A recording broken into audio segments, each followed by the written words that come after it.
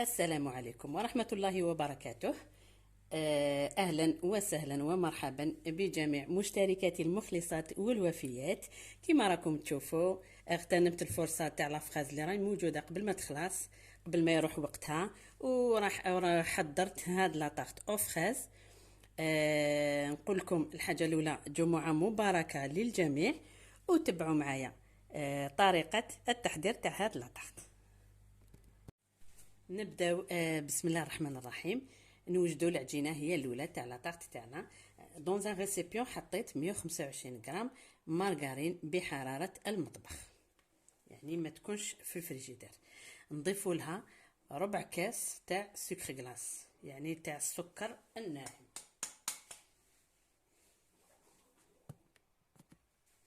ملعقه صغيره تاع قهوه فانيليا، قرصه تاع ملح. نخلطوا هاد المقادير مليح هكذا بواسطه ملعقه حتى يعني نتحصلوا على خليط متجانس، يعني يولي قوام كريمي، يعني نخلطوا مليح.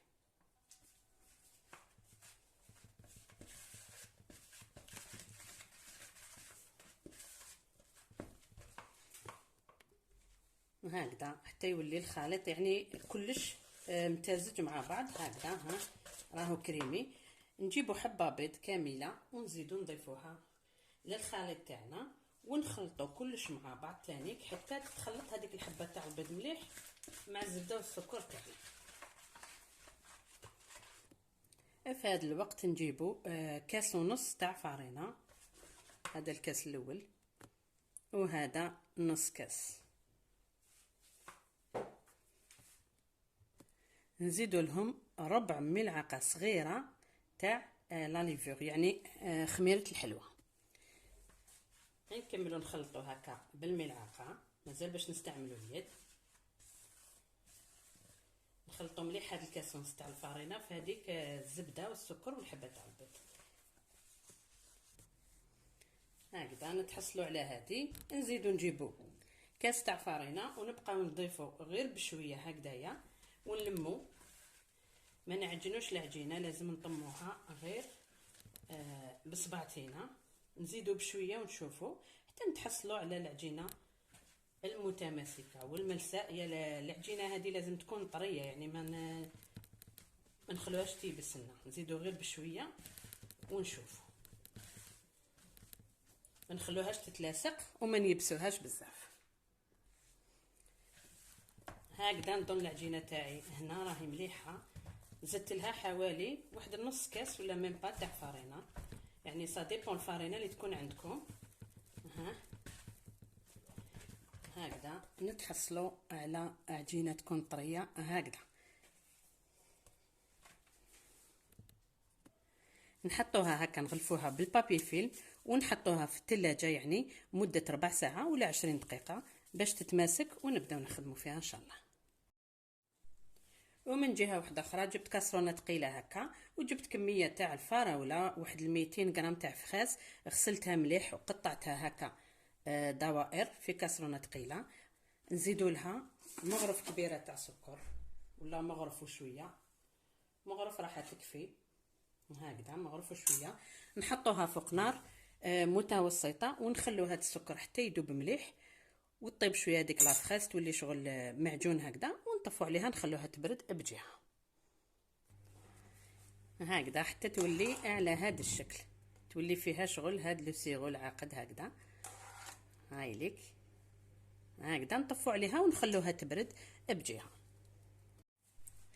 وهنا العجينه تاعنا راهي ارتاحت عندها ربع ساعه. نجبدوها من الفريجيدير، وفوق طاوله العمل درت ساشي هكذايا، رشيت فوقه شويه تاع الفرينه ونزيدو نحطو فوقه هاد العجينه هكذا.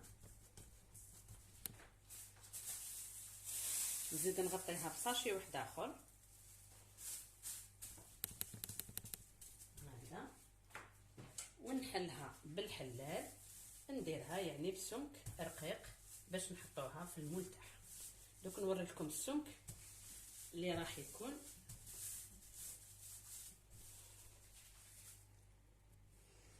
هكذا ما نديروهاش رقيقه بزاف باش ما تكسرناش العجينه كي نرفدوها ونحطوها في المول تاعنا. جيبوا اي مول عندكم مدور، ولا تحبوا ديروهم في هذوك لي مول صغار، يعني تحبوا ديروا دي طارطولات صغار ولا كبار. انا عندي هذا تاع الزجاج.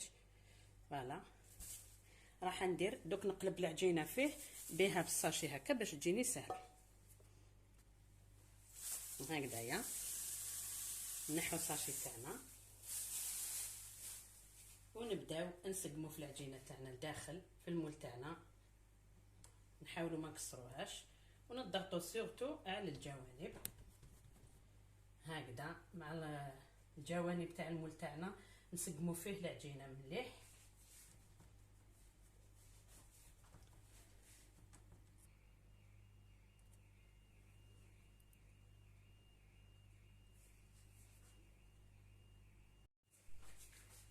هكذا بعد ما سقمنا العجينه تاعنا مليح نتقبوها مليح بالفرشيطه كامل. هكذا ضروري نتقبوها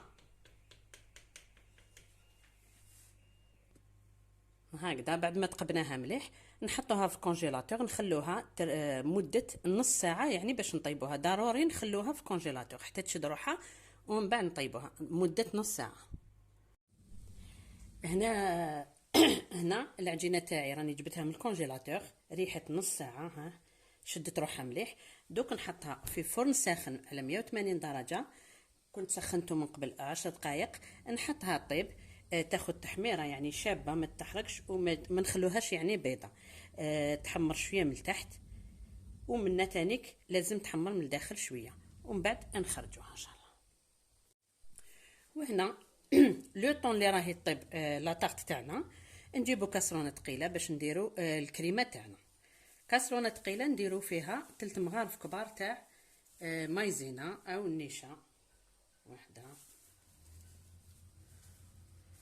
زوج، 3. نزيدو لهم 2 مغارف كبار تاع اكل سكر عادي.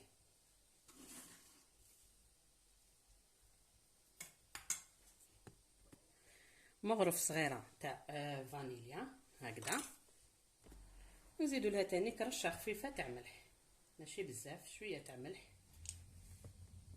نخلط هاد النواشف كامل هكذا بالمغرف مع بعض باش يمتزجوا كيف كيف.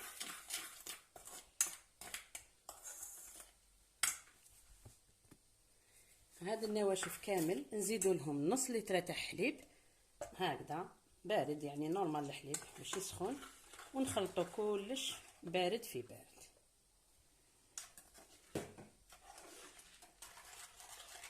نخلطو ما نخلوش هذوك الحبيبات كامل، نخلطوها مليح، لازم يذوب كلش في هذا الحليب بارد في بارد هكذا قبل ما نحطوها في النار. ومن بعد نحطوها فوق نار متوسطه ونخلوها حتى تتقال، يعني مع التحريك المستمر، ما نحبسوش نبقاو نحركو هكذا حتى تتقال لنا وتغلي هذيك الغليه الاولى. ومباشره غير نحيها من الفرن، نضيف لها مغرف تاع مارغرين هكا وهي سخونه، ونحركها مليح هكا حتى تذوب هذيك لا مارغرين فيها بيان.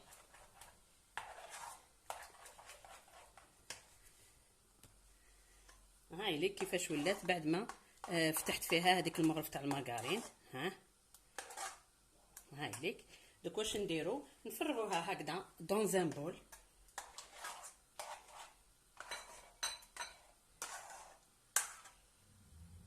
هكذايا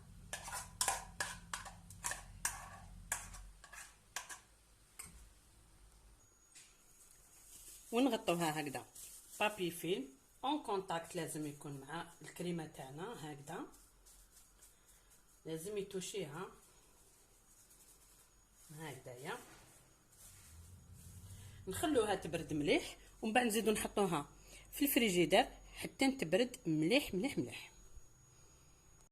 هنا الكريمه تاعنا بعد ما تبرد هكا برا الفريجيدير نحطوها في الكونجيلاتور، ماشي في الفريجيدير، انا غلطت قلت لكم في الفريجيدير، نديروها تبرد مليح في الكونجيلاتور.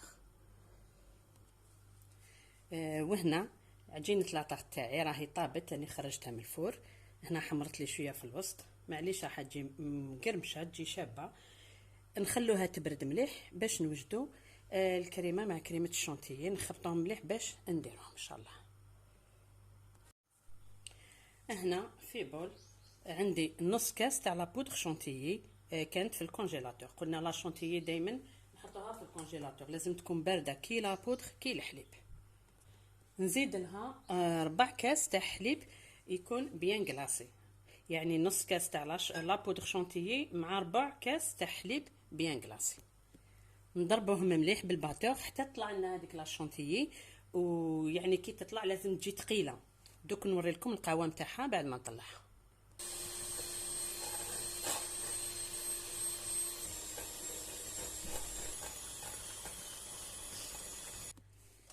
تولي لنا بهذا القوام، ها ثقيله تترفد هكذا. نحبسو وهنا نجيبو الكريمه تاعنا بعد ما بردت مليح في الكونجيلاتور، نحطها في هذا لو ريسيبيون هكذايا، ونزيد نضربها بالباتور مليح.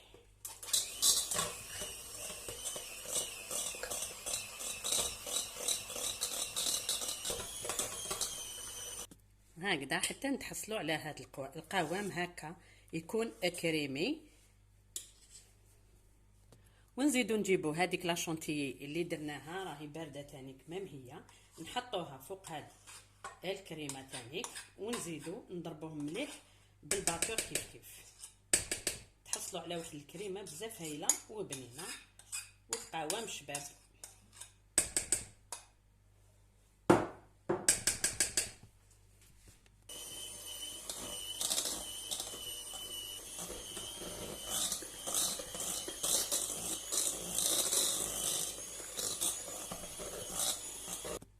رايحين نتحصلوا على هاد لا كريم باتيسيير من اروع ما يكون. شوفوا شحال هايله، شوفوا القوام تاعها شباب بزاف والبنه هايله تانيك. نجيبوا لاطاق تاعنا بعد ما بردت مليح، نفرغوا فيها هاد الكريمه. اللي تحب ديرها دون اون بوش ادوي باش تسهل يعني العمل تاعها، اللي تحب ديرها هكذا كيما انا تفرغها وتسقمها مليح بسباتول ولا بملعقه هكذا، ديرها على كامل السطح تاع لاطاق تاعها.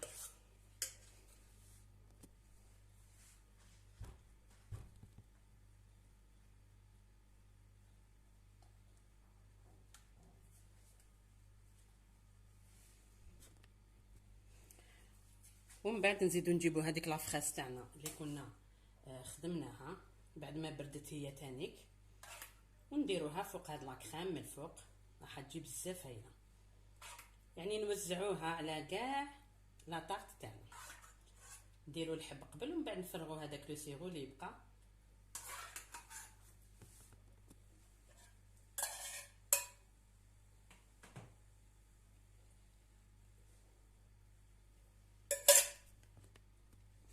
وانا هنا عندي حبات تاع فخاز تاني، راح نزيد نزين بهم. راح ندير هكذا 3 حبات في الوسط باش يجوا على شكل ورده، ونزيد ندير هكذا.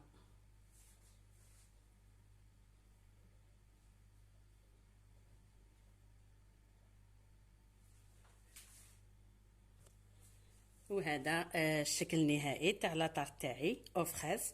يعني اللي تحب دير هنا لا فخاز تكون خضراء، معليش فوق لا كريم باتيسير هذيك تنقي لا فخاز وتزوق بها بلا ما تطيبها كيما طيبتها انا في السكر. تقدر ديرها هكذاك، انا حبيت نديرها بهذه الطريقه. ايبا هكذا راني كملتها. نزيد نحطها تبرد مليح في الفريجيدير ومن بعد نقطعوا منها مرسو باش نوريها لكم كيفاش جات ان شاء الله. فوالا، وهاي ليك بعد ما قطعت منها طرف. شوفوا كيفاش جات، شوفوا لي هذيك الكريمه جات ما شاء الله شاده روحها يعني، ولا بات جات بزاف طريه ومقرمشه، جات روعه. ها شوفوا كيفاش جات، والبنه بزاف هايله. فوالا، نتمنى تجربوها ان شاء الله. ما نشكر لكمش روحي، جربوها وراح تشوفوا شحال بزاف هايله. نتمنى لكم فرجه ممتعه للفيديو هذا وان شاء الله يعجبكم، والى اللقاء مع وصفه اخرى ان شاء الله.